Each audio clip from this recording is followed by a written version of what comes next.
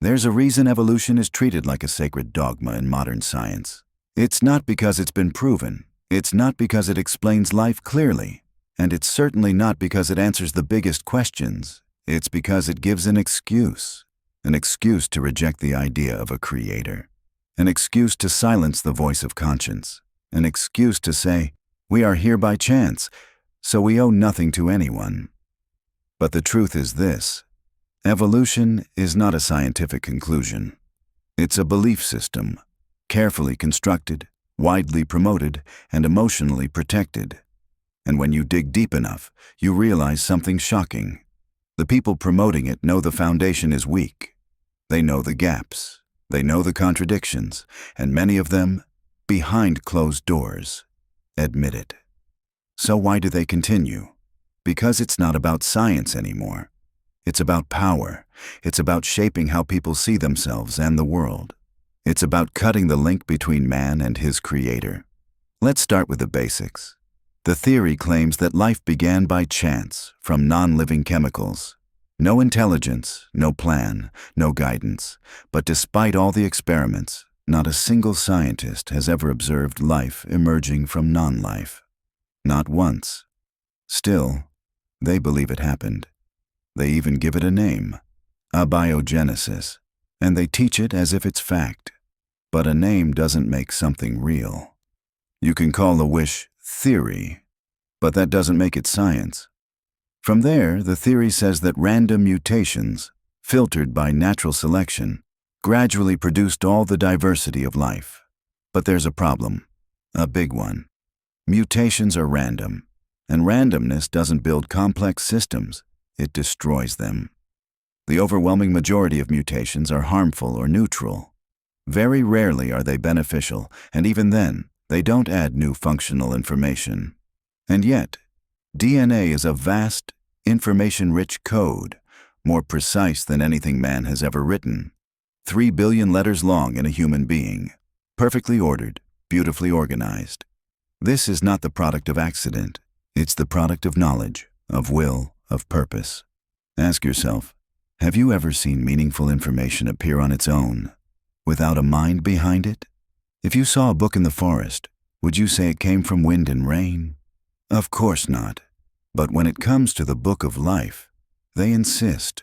No author, no intelligence, just blind chemistry. That's not logic, that's desperation. Even the fossil record, which was once their strongest argument, has betrayed them. Instead of gradual changes, we find sudden appearances, fully formed, complex life, without clear ancestors. They call this punctuated equilibrium. But it's just another way of saying, we don't know how it happened, but it did. Time and again, discoveries have upended their claims. They've revised the tree of life. They've reclassified fossils. They've admitted they were wrong, again and again. But the theory remains untouched. Why? Because it's not allowed to fall. It's the pillar holding up a worldview where man is godless, purposeless, and free from accountability. They say it's all about evidence. But when the evidence fails, the theory stays. That's not science. That's belief. Bediuzzaman Said Nursi, in the Risale-i Nur, identifies this deception clearly. He writes, "Unbelievers, in the name of nature and causes, attribute creation to unconscious things. But a cause cannot create. It has no will, no knowledge. Yet they worship it blindly instead of acknowledging the one who creates both cause and effect together." This is exactly what we see.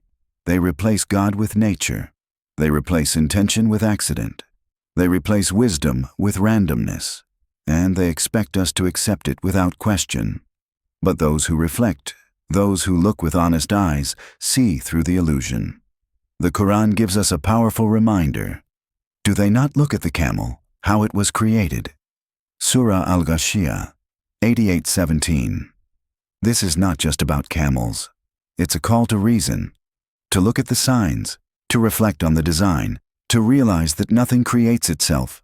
The eye that sees, the brain that thinks, the heart that feels, all bear witness to a designer.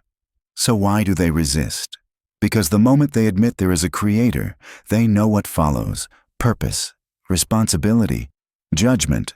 That's what they fear most. This is why they hold on to evolution, not as science, but as a shield. But truth is not hidden forever, and truth does not need permission to shine. So now, the choice is yours. Will you continue to believe the lie, just because everyone else does? Or will you open your eyes, break the spell, and see the masterpiece behind creation? Because in every cell, every star, and every breath, the signs are clear. Evolution didn't build this world. Truth did, and truth has a creator.